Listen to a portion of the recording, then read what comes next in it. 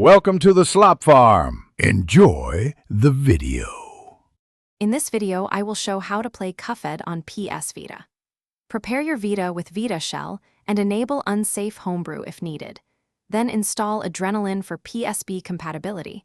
Transfer the Cuphead game files via QCMA, place saves in the correct folder, and launch the game through the Adrenaline plugin to enjoy local play with controller mapping adjusted for the Vita controls. Gather the right tools before you start. QCMA on your PC, Vita Shell on the console, and Adrenaline installed for PSP emulation. Verify your Cuphead game file matches the region and format supported by Adrenaline. Always back up your Vita memory card and saves to your PC so you can recover if something goes wrong during installation or file transfers. Before we continue, please subscribe and like if you are finding this video helpful. Quick recommendation.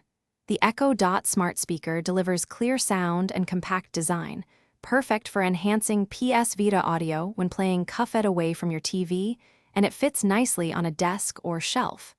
Check the description for the link and other deals, then now let's get back to the video.